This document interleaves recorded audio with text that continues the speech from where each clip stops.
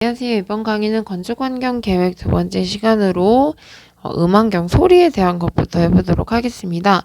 자, 사람이 소리로 느끼는 음압은 보통 단위는 데시벨이라고 합니다. 이건 많이 들어보셨죠? 일반적으로 0에서 120데시벨까지 구분되어서 들을 수가 있고요. 자, 사람이 귀로 분별할 수 있는 가청음, 들을 수 있는 소리는 음의 주파수에 따라 다르지만 보통 1데시벨 정도에서부터 최대 가청음은 120데시벨 정도까지라고 합니다. 이 정도는 그냥 봐두시고요. 단위, 데시벨 정도 알아두시면 되겠습니다. 회절이라는 것은 음이 진행하는 도중에 장애물이 있을 때, 이렇게 가다가 소리가 장애물이 있을 때 쭉 가지 못하고 꺾이거나 되돌아오는 현상을 회절이라고 합니다. 자, 그 다음 음이만 알아두세요. 그 다음 잔향, 이 부분이 중요해요. 잔향이라는 것은 실내에서 발생한 음이 이제 소리가 정지되기 시작했는데도 잠시 동안 계속해서 남아있는 현상을, 잔류되어 있는 현상을 잔향이라고 합니다. 그래서 잔향 시간은 일정한 세기의 음을 음원으로부터 중지시켰어요. 소리가 더 이상 안 나도록 이제 껐어요. 근데 실내 에너지 밀도가 최초값보다 60데시벨 감소하는데 걸리는 시간, 이 기준 60데시벨. 예를 들어서 처음에 계속 들었을 때 이제 100데시벨이었는데 시간이 지나면서 예를 들어 한 2분 정도 지났더니 2분 너무 길죠?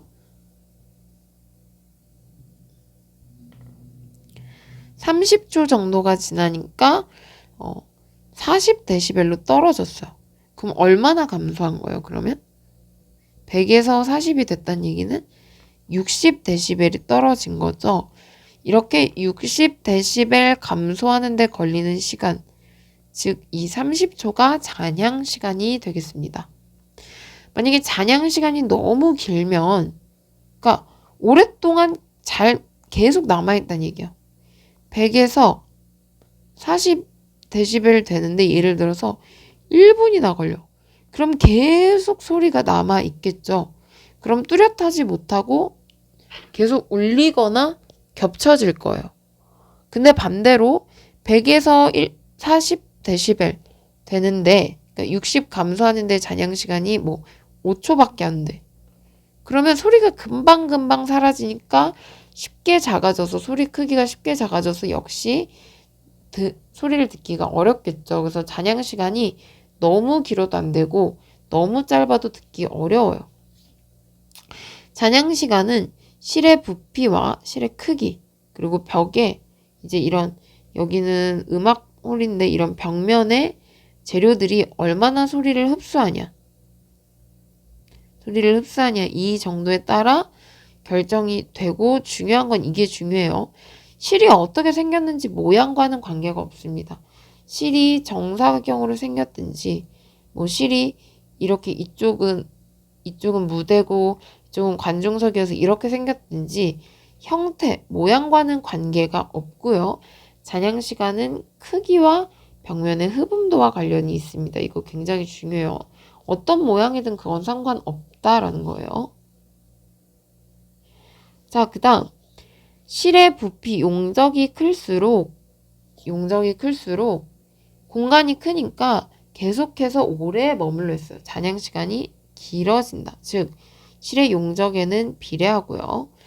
실내 마감재 흡음력이 클수록 이 벽에 소리를 흡수하는 흡음력이 만약에 커, 그럼 소리가 빨리 흡수되죠. 그러면서 빨리 사라지니까 잔향시간은 어떻게 돼? 짧아집니다. 그래서 마감재의 흡음력과는 반비례, 용적과는 비례한다. 여기 잘 봐두세요.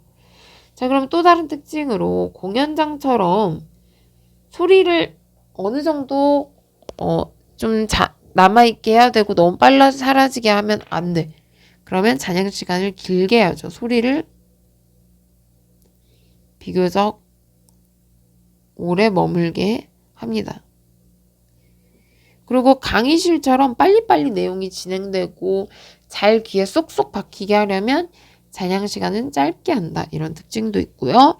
중요한 건 잔향 시간을 체크할 때 기준값은 60dB이 감소할 때 걸리는 시간이고 잔향 시간은 실의 크기, 용적, 부피와 또는 흡음도, 마감재와 관련이 되어 있지만 모양과는 관련이 없다. 중요합니다.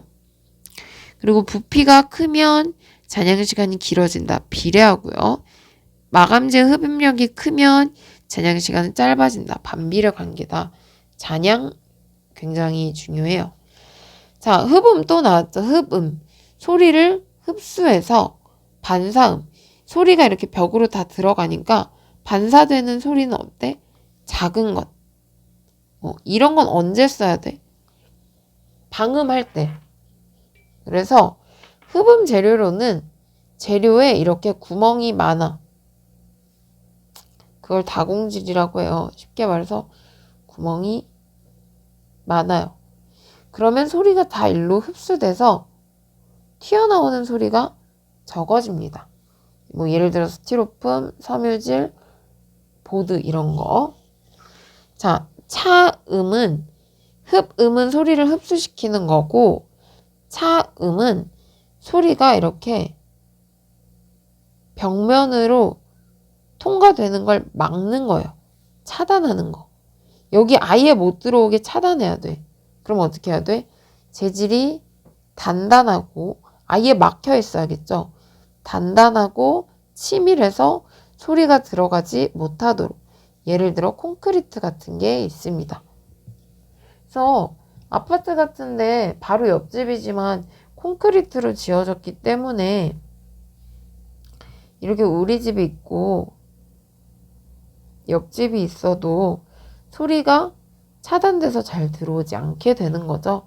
그래서 콘크리트가 차음 재료, 소리를 차단하는 거고 흡음은 소리를 흡수시키는 것이다. 문제 같이 풀어보도록 할게요. 자, 잔향 시간에 대한 설명으로 옳은 것. 잔향 시간은 원래 만약에 처음에 소리가 100dB이었는데 얼만큼 줄일 때까지? 마이너스 60dB. 60dB이 줄어서 40dB이 될 때까지 걸리는 시간.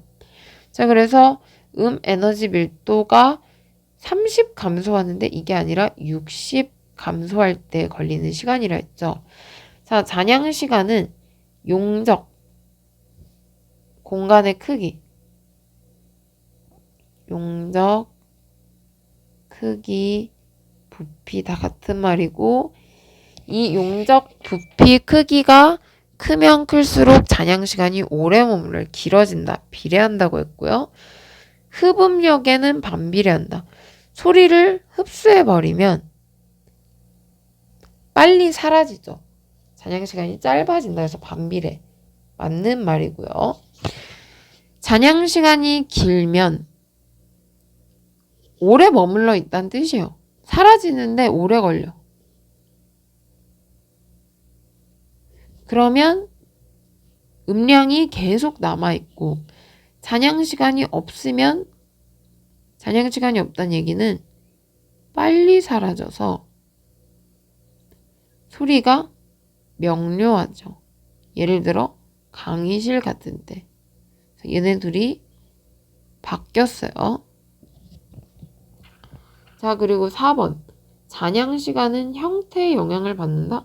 잔향 시간은 부피, 크기, 용적, 그리고 마감재의 흡음력에는 영향을 받지만 어떻게 생겼는지 모양에는 영향을 받지 않는다고 했습니다. 중요하다고 했죠. 그래서 답은 2번이 되겠습니다. 6번 소음, 소리의 측정 단위는 무엇입니까? 데시벨입니다.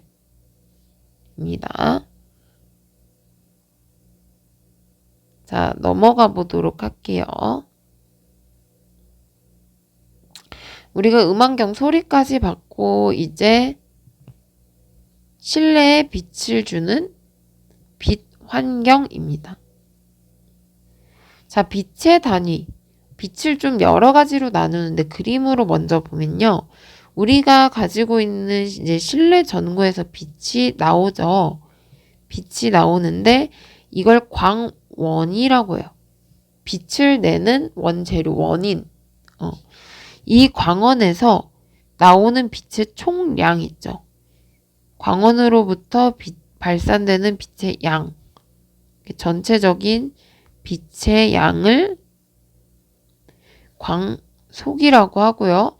그때 단위는 LM, 루멘이라고 씁니다. 전체적인 빛의 양. 그럼 그 빛이 예를 들어서 100만큼 내보내는데 이렇게 작은 전구에서 100을 내보내다 보니까 되게 세 보이고 큰 전구에서는 100을 내보내도 이렇게 다 퍼져 있기 때문에 은은하게 보일 수도 있겠죠. 그래서 그때 광원의 세기를 나타내는 걸 광도라고 해요. 세기는 광도고 단위는 칸델라. 이거는 어원이 캔들의 약자래요.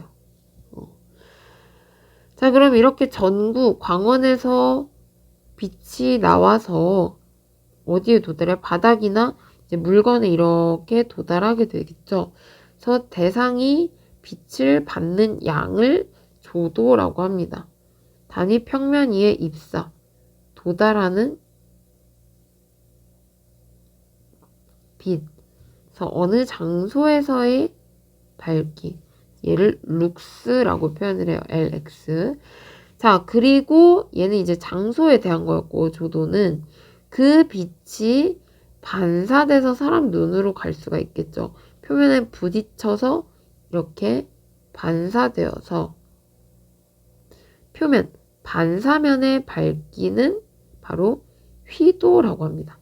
이렇게 휘어서 반사되었다고 생각하시면 돼요. 자, 그래서 얘는 단위 면적당 빛이 이렇게 면적에서 얼마나 나가느냐 얘기를 하는 거고, 단위는 NT-nit라고 얘기합니다. 그래서 순서대로 보시는 게 좋겠죠. 광속, 이 광원에서 빛이 나갈 때의 전체적인 양, 그게 광속이고 단위는 LM, 루멘이라고 읽고요. 광도는 그때 빛의 세기, 광도, 칸델라. 자, 그렇게 빛이 도달해서 대상면으로 입사했어요. 빛이 들어갈 때, 빛이 표면에 들어가는 양. 그게 조도고 룩스입니다. 들어가지 못하고 휘어서 반사될 수도 있겠죠. 반사면의 밝기를 휘도, 그리고 단위는 니트입니다. 그래서 구분해 주시면 되겠습니다. 문제 풀어보면요. 여긴 잘못 가져온 거고 7번 조명과 관련된 단위로 옳지 않은 것.